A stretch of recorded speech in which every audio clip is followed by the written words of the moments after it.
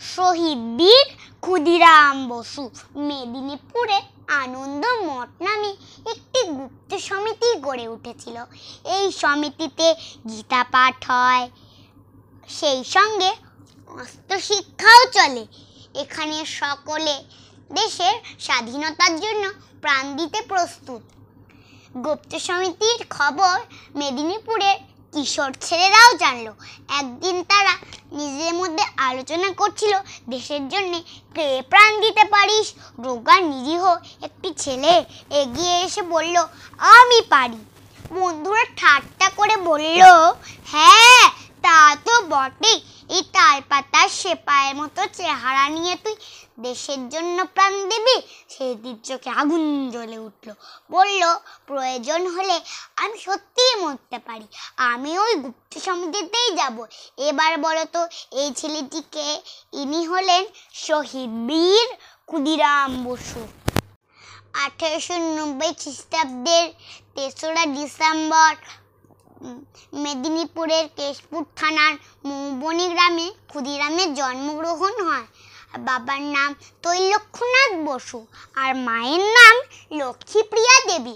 ছোটবেলাতেই ক্ষুদিরাম তার মা বাবাকে হারান। সেজন্য জন্মের পর বড় দিদির কাছে তিনি প্রতিপালিত হন। ক্ষুদিরাম ছিলেন অসাধারণ, দৃঢ়চেতা ও দুরন্ত সাহসী। অনায়াসে তিনি সাপ ধরতে পারতেন, আবার বাজিয়ে শোনাতেন বাঁশির মিষ্টি সুর। 1905 খ্রিস্টাব্দ বাংলা জুড়ে চলেছে বঙ্গভঙ্গ আন্দোলন। ইংরেজদের অত্যাচার তখন সহ্যের সীমা ছাড়িয়ে গেছে। এই অত্যাচারের মূলে ছিলেন কিংসফোর্ড সাহেব।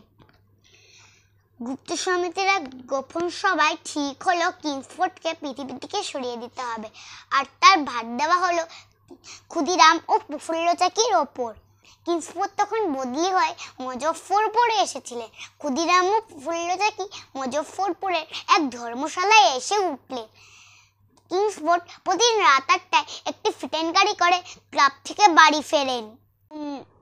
1908 খ্রিস্টাব্দের 30 এপ্রিল ঘোর অন্ধকার রাত, একটা গাড়ি বেরিয়ে এলো ক্লাব থেকে, আর ঠিক সেই সুযোগেই গাড়ি লক্ষ্য করে ছোড়া হলো বোমা। গুঁড়ো গুঁড়ো হয়ে গেল গাড়িটা।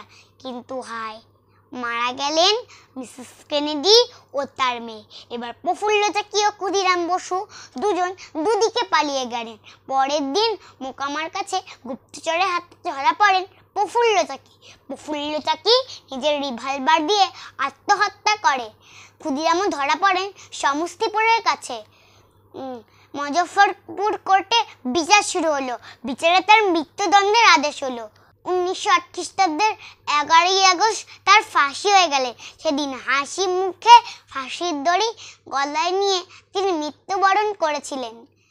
একবার বিদায় দে মা, ঘুরে আসি, একবার বিদায় দে মা, ঘুরে আসি, হাসি হাসি পড়ব ফাঁসি, দেখবে দেখবে ভারতবাসী, একবার বিদায় দে মা, ঘুরে আসি।